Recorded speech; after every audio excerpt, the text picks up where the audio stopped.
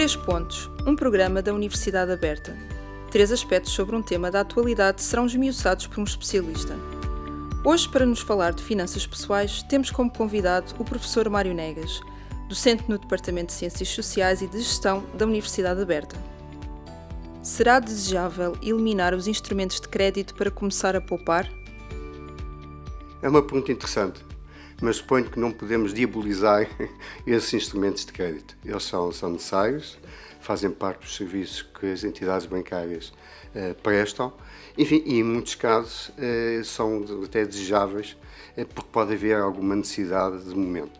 É preciso ter em atenção que o marketing tende sempre a facilitar e a colocar um bocadinho mais dourado, às vezes, alguns critérios que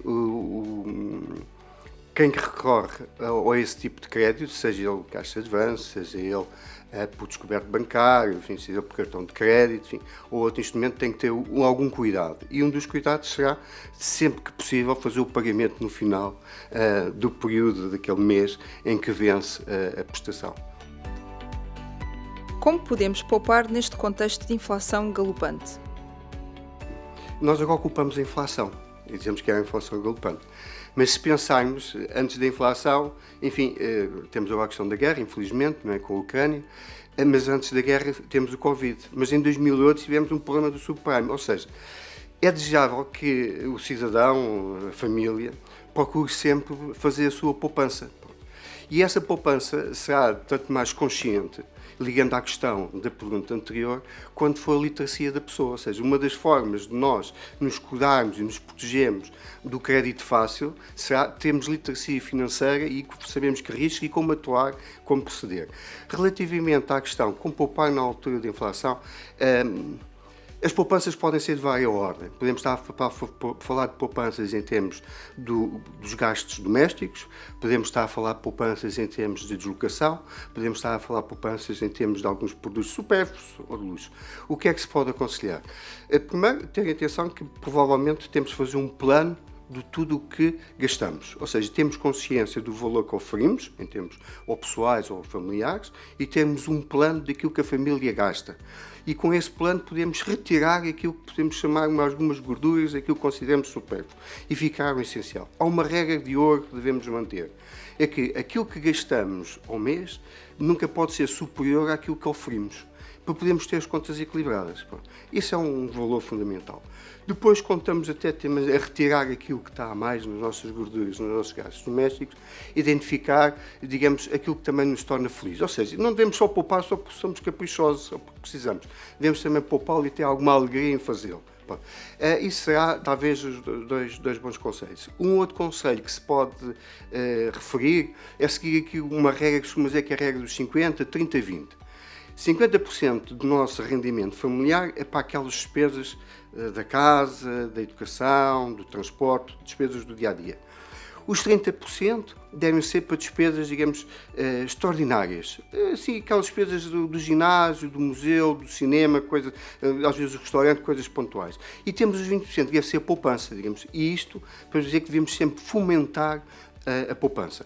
Quando pensamos em fomentar a poupança, enfim, não é pensar que eu agora, neste mês, vou poupar 2.000 euros. Não, eu se calhar posso, se conseguir só poupar 10 euros, é 10 euros pouco. Mas se eu tiver um plano a 10 euros, a 3 anos, a 4 anos, a 5 anos, no fim desse período de tempo eu tenho lá algum dinheiro. E depois eu vejo, olha, nunca pensava ter juntado tanto. Por isso, temos um plano do que gastamos e temos um plano também das nossas poupanças. E sermos rigorosos com isso. Ou seja, não nos descuidamos. Costumamos dizer, há uma frase que costumamos dizer, ou pelo menos lemos-nos, que é pagar a nós próprios. É, assim que recebemos, sempre que oferimos, pomos o dinheiro na poupança. É pagamos a nós essa poupança. E se deixarmos para o fim do mês, depois as coisas ficam mais apertadas e, enfim, e se calhar não conseguimos fazer.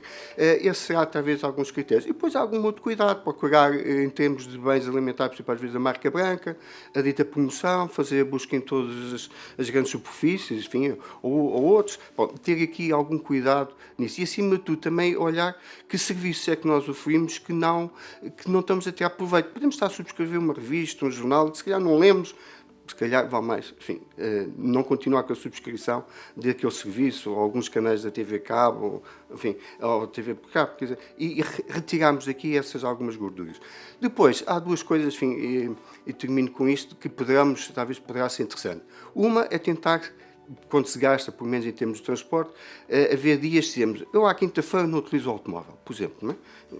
E outra ideia que pode ficar, que muitas vezes também é muito útil para a gestão doméstica, é eu esta semana não faço compras, ou a semana que vem não faço compras.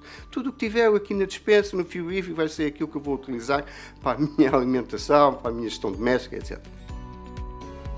Qual o valor que deve ter um fundo de emergência pessoal? O valor de um fundo de emergência pessoal. Primeiro, temos de ter um fundo. Penso que isto, enfim, tem que ser algo assumido pela família, assumido por nós, que precisamos desse fundo. Depois do fundo de emergência é exatamente para isso mesmo, uma emergência. E há duas características que uma emergência tem. Não avisa quando é que chega e não sabemos o valor dela. Por conseguinte, esse fundo deve existir e deve ser um fundo com liquidez. Ou seja, não é um fundo que eu coloco em PPR, só que eu coloco num depósito a prazo, que depois, enfim, quer mobilizar esse fundo e não tenho possibilidade de fazer, senão perco os benefícios. Por isso deve ser algo que tenha liquidez. Agora, o valor vai depender, na verdade, da minha estrutura de custos. Eu tenho que verificar, como referi há pouco, que custos é que a família tem, que custos é que eu tenho, que é os fixos, que é os variáveis.